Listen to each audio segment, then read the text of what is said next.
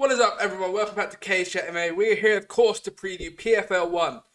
What I'd say is the second best organisation in MMA is back. It, of course, is the league format of mixed martial arts. Obviously, the UFC got more like a free-for-all. With Bellator, you had the Grand Prix. PFL has something new, something fresh, and something different with the season formats that it's had. Obviously, originally World Series of Fighting, and then it sort of molded into PFL, and I first became aware of it in 2019. But obviously, it's grown, it's expanded to the point where it's got its own European series, and now we've got a British champion in Brendan Loughane who's performing tonight and main eventing tonight. Obviously, won the tournament last year after what was been a period of difficulties for him. Of course, we all know Brendan Loughane's story. We all know the point of which he got rejected from having a UFC contract on Dana White's Contender Series in late 2018, late 2019. Can't remember off the top of my head. I think it's 2019.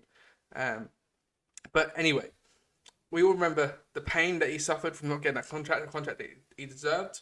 And it's a point of the story that everyone seems to be bringing up and always brings up, no matter at what point in his career he's at. And it is a significant point. And then, of course, we had those two sort of invitational bouts on PFL to build his brand, build his name, had two successful wins. Then we come to, March 2020, April 2020, and the PFL say, actually, we're not running this year because of the nature of the tournament. We're not putting on any shows this year.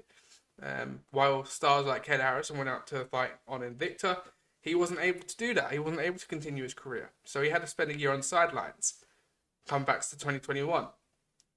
Gets to the semi-final after a war against Tyler Diamond, a fantastic finish against Marlon Moraes, and then he comes up against Modlid Khabibulov, who's fighting, of course, tonight, who returns, and loses in the semi-final.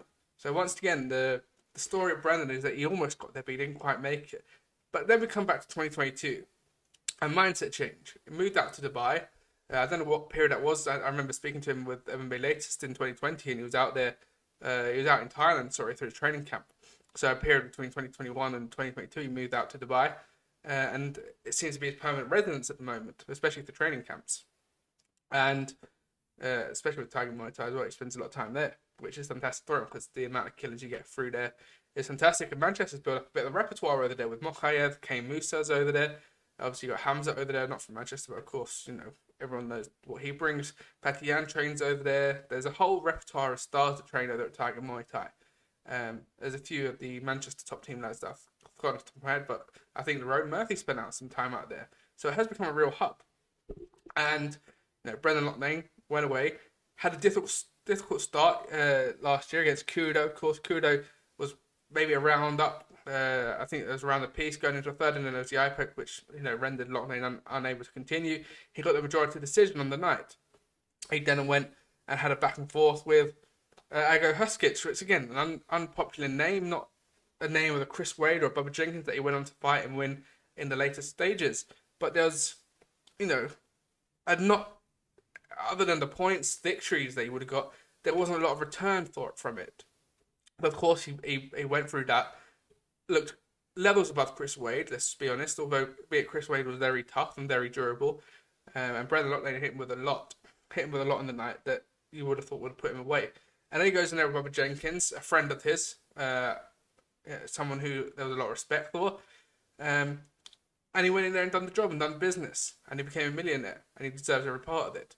But he comes back this year as the hunted, as the man with the belt around his waist. It's a little different because it's not a title defense tonight, similar to how Leon Edwards, would have defended the title against Kamaru Usman. Yes, it's similar to football or soccer if you're in the States, where it's more so the champions are coming in, but they've got a whole season to defend the title, so to speak. So he could lose tonight. If it's a close loss, obviously he loses 3 points. If it's a decision loss, but he still has the capability in the next round to, get a first round knockout, get 6 points, and progress. So it's similar in that sense that he could lose tonight. I don't think he will, but he could lose tonight and still win the tournament. The most difficult part of this tournament is the frequency of it. Again, to use a football analogy, I believe it's the championship of MMA, because the championship isn't the big stars. There's always a few down there, like Burnley. There's always a big name, a big brand down there, like a Leeds of the past. But it's the biggest test in terms of schedule because they play 46 games over over a 9-month period, and in the PFL you're fighting 5 times in 7 months, and there's a lot of durability on the body. They're ruthless, PFL, because if you can't make the date, you don't fight. That's it. I know Anthony Pettis had fights rescheduled, but that was because of he's Anthony Pettis more so than them being lenient. They're not a lenient brand. If you miss the fight, you get someone else in. Krzysztof Jotko's one that's benefiting from that. Kubelaev had to miss out the whole season because he wasn't fit for the first fight. So, they are ruthless with it, and you have to be there, whether you're injured, whether you're hurting, whether you're out of shape. You have to be in shape, really, to be in PFL. And Brendan Loughane has been in peak shape for the past 2 years, really. He's always in great shape, but you really noticed it since he became champion. He's put in the hard work and kept working and not rested on his laurels as the champion, and almost had that mindset, oh, he's done it, he's completed it, he's reached the mountaintop, now he can rest. He's coming back to do it a second time. And he's got, I don't want to say a favourable matchup, but he's got a good matchup tonight in Marlon Moraes. Marlon Moraes, of course, his UFC, the end of his UFC career was very disappointing. He's on a 5-fight loss skid. He's lost 6 of his last 7. He had that win against Jose Aldo, which many thought he lost, so he would be on 7 in a row if it wasn't for that, if the judges had gone the other way on the night. But the rise came with a quick fall, didn't it? Especially against Henry Cejudo. It was this close from becoming UFC bantamweight champion, but Henry Cejudo, managed to get through that first round, came in and finished in the second. But then he'd been knocked out by Corey Sandhagen, been knocked out by Merab Dvalishvili, knocked out by Song Yadong, knocked out by Shayman Moraes, and that's the defining knockout for me, because obviously he retired after the Song Yadong fight, and originally he was supposed to be fighting Shane Burgos in that fight, because obviously it was an invitational bout following both of those being signed for this season, and that would have been an incredible fight, but it would have been a very favourable fight in Shane Burgos' favour, in my opinion. The Shayman Moraes was more indicating as to where Marlon Moraes is at. He's moved up to 145, but he's still not knocked out in the 3rd round, which is problematic in my opinion, because it shows that there hasn't been an improvement on the conditioning on the chin, and maybe it's just gone, and maybe it's at that point in his career where it is just quite vulnerable to being knocked out, and that's unfortunate because he was looking good against Moraes. I think he was 2 rounds up going into the 3rd round, and he just couldn't get the job done. Had he stayed on for that 5 minutes, well, yeah, they only had a minute left, I think, of a few minutes of that 3rd round at least. Had he withstood it, he probably would have won a 29-28 decision. But he didn't, he got finished. And Brendan Loughane is a different animal. And I know MMA math doesn't quite add up all the time, but he floored Shayman Moraes inside round 1. And I think he does the same against Marlon Moraes. And for Brendan, it would be the biggest win of his career, because he would be a UFC vet, a UFC title challenger, and someone who's been there, done it, and was almost UFC champion. But it isn't the name value of it brings a lot, but there's a little bit of me that says, well, everyone else has knocked him out recently. Maybe it's just not as good as we think right now. And there could be that tendency to bring down Brendan Loughane's win if it's a knockout, if it's a flawless victory, so to speak. There's an ability there to pull it apart, which does concern me. But let's have a look at the talent tape. 26-4 against 23-11-1, 5'9", so he's got a 3-inch height advantage, and also a 5.5 reach advantage. So I think he's going to be too much for Marlon Moraes. Of course, Brendan Loughane has that.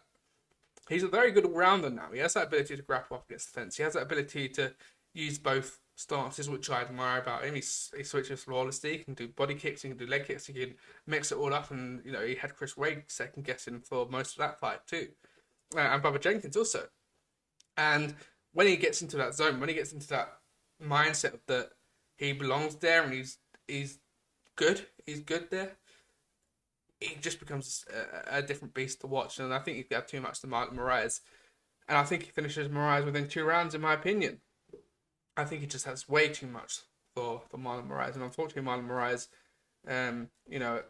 at 34 years of age, still very young, but he's just taken a lot of damage recently. And coming out of retirement so soon wasn't a good move. He probably needed 12 months off, 12, 16 months, maybe even 2 years. Had he not fought in Shayman Moraes, it would have been a different prospect, because he would have been coming into this year fresh, a new start, a new organisation, and he'd previously been in World Series of Fighting, of course. So it's a difficult move for him because again, he's already lost in the PFL, so it's not like it's he's going in there with a different mindset. He's already lost there, so he's already got doubters. He's already got to pick himself up again in this PFL career, which is disappointing. But you know, this is the sport of MMA, and anything can happen. But if I'm a betting man, I say Brendan within 2 rounds.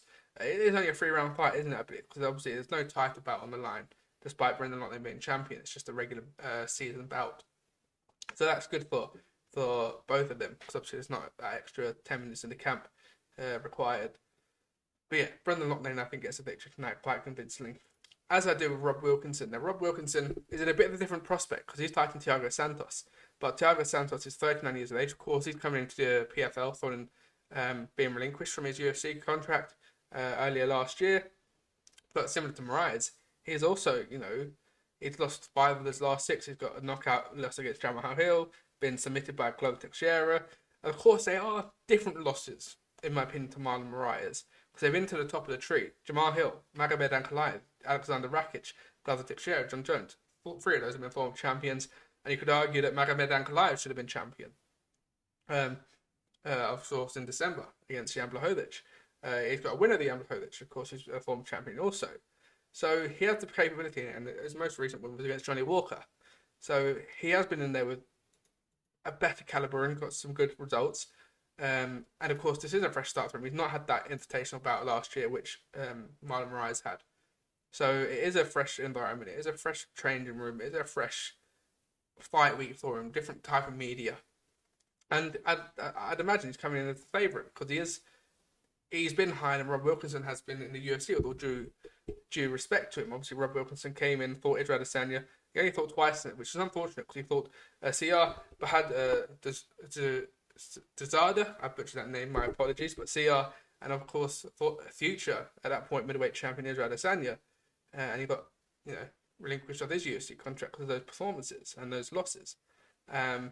But since then, he's gone back away, built himself up, had a few bouts in boxing, had a few wins in MMA, and of course, he had a flawless 2022 with PFL and became the champion, earning himself $1 million. And I think he gets the victory again tonight. We'll have a look, of course, at the tail of tape. 17-2, I think it's 22-11 inch height advantage there for Rob Wilkinson, and of course, a 4-inch reach advantage for him as well. And let's not forget there's an 8-year discrepancy. I didn't realise Thiago Santos was 39. I thought he was about 36, 37 because he felt very young going in there against John Jones, didn't he? He felt like the up-and-comer and maybe the future of this division. But he is 39 years of age, and is he at the end? Is he at the tail end of his career? Has he lost that power? Has he lost that speed? Especially, of course, with John Jones in that fight, he lost both his knees, didn't he, really? I think he had both ACL done, or MCL. He was in a bad way after that John Jones fight. And he's never seemingly recovered from it. But I don't think he recovers tonight. I think Rob Wilkinson gets it done. I can see another finish tonight within 2 rounds, maybe 3 rounds. But we know Thiago Santos is tougher, and because he hasn't been knocked out, yes, he's lost, but he's not been knocked out. He has that ability and that heart to just withstand going to a decision loss rather than a finish. 3 of those 6 losses have been decisions, so it's a 50-50 if he gets finished.